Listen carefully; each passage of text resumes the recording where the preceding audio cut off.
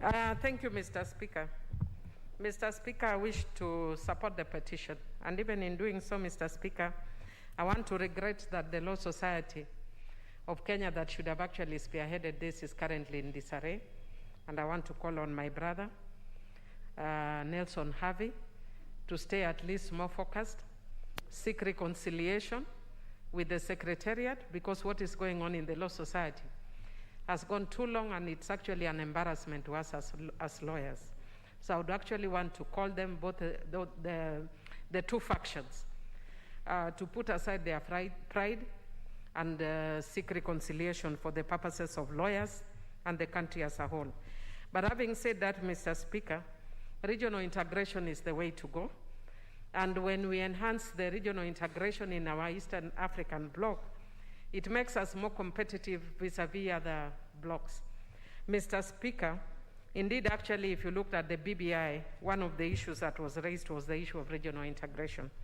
Mr. Speaker, however, I want to caution that some of the things that we need to look at very clearly, because this is a very serious issue, because the court has even pronounced itself to it, we must speak to the issue of public participation, so that those who are actually practicing across border would tell us what their experiences are. Because even though that is a good way to go, but what is the experience of lawyers practicing or that had initiated the process?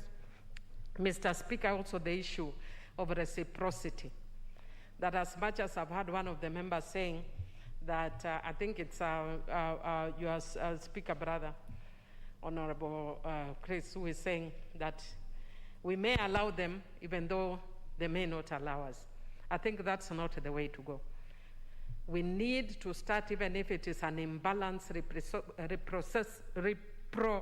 reciprocity. Mr. Speaker, that is a stubbornness in me struggling. Even if it is an imbalanced one, but at least if we start maybe with a ratio of 1 to 3, because we know some of them are not as big economies as us, our legal profession has been more established than them. I've worked a lot in Burundi and Rwanda before I came to Parliament, so I know what they're struggling with. But at least there should be some level, Mr. Speaker. Mr. Speaker, finally, going the direction we are going, and again, borrowing from the fact of the work that I've done in the past in the region, one of the things that the country must deal with in terms of breaking those barriers is the language barrier. That you'll find a lot of people from Rwanda who speak English, very few of us who speak French. So even when we open our practice, there will be naturally an imbalance, because then they are able, I know we'll talk about translations and everything, but it makes it much easier, and I know that, Mr. Speaker, because I always got barriers. Sometimes I would get work in Anglophone countries, and because you are not a French speaker, it will be given to somebody else. So that is something that as Parliament, we must see how to deal with, so that as Kenyans, even when we are talking about employment, to make us more competitive in the region, we need to introduce French in our schools from primary level. Otherwise, Mr. Speaker, I support. What's your point of order, Honorable?